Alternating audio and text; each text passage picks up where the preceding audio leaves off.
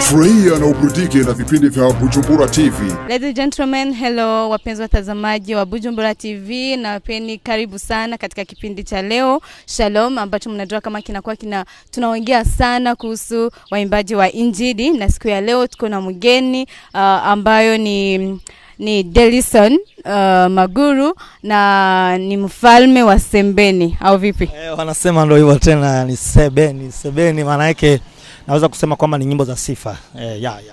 Karibu sana katika kipindi cha leo ni Shalom. Asante sana, na mimi nimefurahi kuwa nimefika hapa namna hii. Mungu awabariki. Wewe ni mwimbaji ambayo amejulikana sana, na tunajua kama nyimbo zako zimejulikana sana. Uko na views mengi tukiangalia gisi unaimba. Tulikuwa tunataka kujua umeanza aje na kazi yako ya muziki wa Injili na nyimbo za Injili inaendelea aje? Asante sana, ningependa kusema kwamba mimi kile ambacho ningeweza kuzungumza, ubunifu wa muziki wangu nimeuanzia Tanzania. Kipindi nilikuwepo huko ukimbizini, ambapo ndo nilifanya ubunifu wa uimbaji wangu. Nikatoka huko ukimbizini ndo nikaingia hapa nchini Burundi, ambapo ndo nilianza kufanya hizi nyimbo za Injili, ambazo naweza kusema ni nyimbo ambazo ziko kwenye mtindo wa kusifu. Maana yake ndo ile ambayo mmependa kuongea ninyi Sebeni. Namna hiyo sasa nikafanya, na Mungu akawa pamoja na mimi, ambapo albamu tu ya kwanza niliyoifanya watu nikaona wanabarikiwa, inawabariki, na nikamshukuru Mwenyezi Mungu tu. Uko na albamu ngapi? Hivi niko na albamu 4 na nyingine ya 5 hiki inatalishwa, maana yake iko jikoni. Tukiangalia Warundi, nyimbo ambazo waliwahi kujua ni kama ni 4 au 3, lakini nisema kama kuna nyimbo album 4. Kweli. Hizo kweli umesema ukweli, kama kuna nyimbo kama 4 ndo walijua sana, kama Shikamushira Manga. Hiyo najua watu wengi walifahamu sana na ikawabariki sana, na habari zilikuwa zinatufikia. Na kuna nyimbo nyingine ambao watu wali kama Abwila matoloma ya tukwisela kwawe kulangu kijije,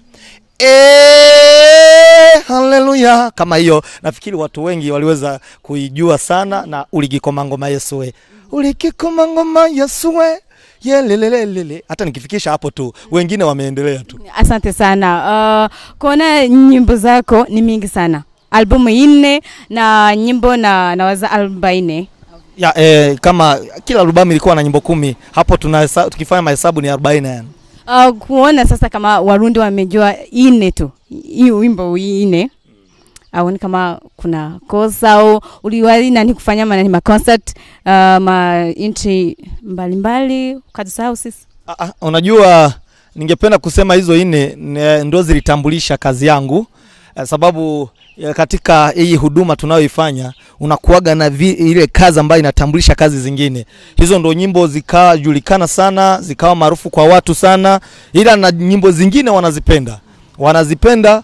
Kwa hilo swala lingine ulikuwa umesema kwamba nimetembea sana nikasahau huku, hapana, ilikuwa tu ni njia ya kufanya huduma sehemu zingine, ambapo nilikuwa natembea Kenya kwa mara nyingi, niko Kenya, hata Rwanda nilienda, ila sio mara nyingi ambapo nilifanyia kazi Rwanda, ila nilifanyia Kenya, Tanzania, namna hiyo. Ila kwa sasa nimerudi uwanjani, niko hapa uwanjani. Kuna maneno mengi sana aliwahi kupita kwenye mtandao, kama mliwahi kusikia, kama unaweza umeingia kwenye chama cha Freemason. Unasema nini kuhusu hiyo? Kweli ningependa kusema kwamba ni uongo kabisa, ambapo watu kila mtu unakuta naongea kila anachokitaka. Mimi ni mtumishi wa Mungu. Kwa hivyo unajua, watu wanapoona mtu ana kile kibali, kweli mimi Mungu kanipa kibali cha kupendwa na watu wanafuatilia kazi zake. Yani kila mtu unakuta naongea haya anayoyataka. Waliongea sana, sasa nikashindwa. Kuna vipindi huyu mwaka walikuwa wanasema nimeingia Freemason, na huo mwaka ukiisha kunapita mwaka, kuna utulivu wa maneno, mwaka mwingine wanasema tena nimeingia. Sasa jamani, naingia kila mwaka. Sasa hilo linaonyesha kwamba ulikuwa ni uongo kabisa. Najua waliongea hata na mengine mengi ya kunichafua sana, ila unajua mimi nikawaambia tu siku moja kwamba mimi umbea ni daraja kwangu kupitia. Watu wakiongea sana, mimi napitia kweli, ila sitishwi na maneno, sababu Mungu kaniweka kazini, nipo kazini yani. Yani kusema wewe ni mtumishi wa Mungu na ni mwimbaji wa Injili. Kusikia maneno yote, haikusema usimamishe kidogo au haikuleta tatizo katika muziki wako? Hayo maneno kweli, asante sana sister kwa kuniuliza hivyo. Hayo maneno mimi nikiasikia, hata mengine nikiasikia zaidi ya hayo, yananikomaza kihuduma. Yananikomaza, nikisikia maneno kama hayo inanitia nguvu. Naona kwamba kazi yangu yani ni ule mti Bible inasema mtu unaota matunda, kila mtu anataka kutupilia jiwe. Sasa pale wakiongea naona kama mimi ni ule mti, inanikomaza kihuduma. Ndio sababu hata sasa hivi niliwaletea hata nyimbo nyingine mpya ambayo iko kwa albamu, niko naandaa mpya, najua mambo yatakuwa shwari. Sasa kwa siku za leo kuna kitu cha mpya kunaandalia wafans zako? Especially Warundi. Kweli hapa Burundi niko nafanya mambo ambapo nilikuwa nimekaa muda mrefu nikiwa Nairobi, ila kwa sasa nipo uwanjani, niko kazini. Ambapo niko nafanya tamasha hapa na pengine. Ambapo hata hizi siku zilizopita nilikuwa natembea mikoa. Sasa kwa hivyo nafikia na wale hawajafikiwa watafikiwa. Nitafika kule waliko na nifanye tamasha. Sababu hivi nataka music ya gospel Burundi tuinue. Tusibaki tu ikiwa imefunyikwa kitu, naona gospel haitembei. Na kuhusu hiyo naona kama nyimbo za Injili hazina fans wengi na azipata tama sponsors. Unasemaje kuhusu hiyo? Wao wenyewe ndio wakafanya.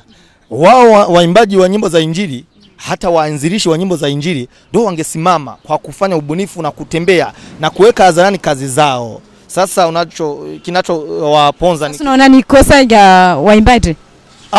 Hiyo naweza kusema kwamba hata waimbaji inafaa wasimame. Unaelewa, wauweke hadharani, wasikae sehemu moja. Unajua kuna kitu kinaua waimbaji hapa nchini Burundi, kila mtu anakana upweke. Na ubinafsi. Unaelewa? Na kingine mtu akiambiwa na watu 10 kwamba wamependa kazi yake, anakaa ameona kwamba mwisho ni huo. Anasema mimi nimeshakuwa kwenye viwango. Na kitu kingine hawajipatii naweza kusema kulinda heshima yao. Kuna hata viongozi wengine wanataka kuchezea vipaji vyao. Wakimuita hapa nakimbia. Wakimuita hapa nakimbia. Hajui anachokifanya ni nini. Hajui na kile Mungu aliweka ndani yake ni nini. Ndio sababu nakuta kila mwanamuziki wa gospel analia.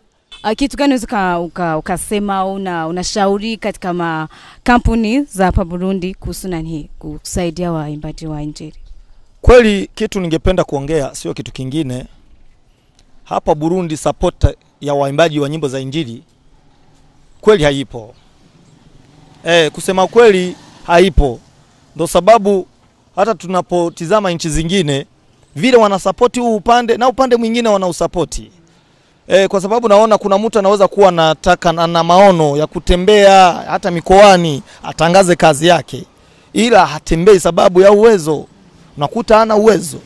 Kwa hivyo ningependa kusema kama vile tukamata hivi kweli unajua sehemu profa nilipo unaona kwamba supporter hata kama unaweza kukuta hata na wao wenyewe kuna sehemu wanataka sasa wafike, ila pale walipo unaelewa ingekuwa vizuri hata gospel wafike pale. Zile kampuni zisimame, zisaidie wanamuziki sababu vipaji vipo.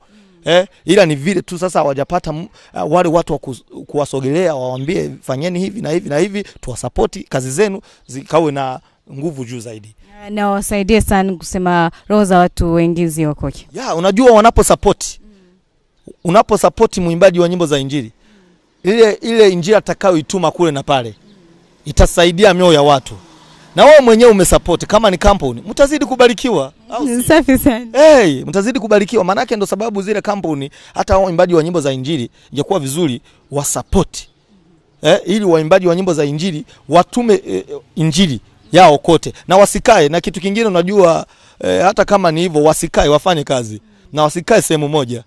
Watembee. Tunapenda kuona waimbaji wa nyimbo za Injili wa Burundi, tukienda Tanzania tunawakuta, tukienda Kenya tunawakuta, Uganda, Rwanda, wasikae tu hapa, wasikalie majina yao hapa tu Burundi. Hapana, tunataka Injili tuitangaze kote. Burundi kujulikana kuna watumishi wa Mungu kupitia uimbaji ambao wapo pale nchini Burundi. Asante sana kwa kuja katika hiki kipindi. Shalom na nakutakia mema na ufike mbali sana.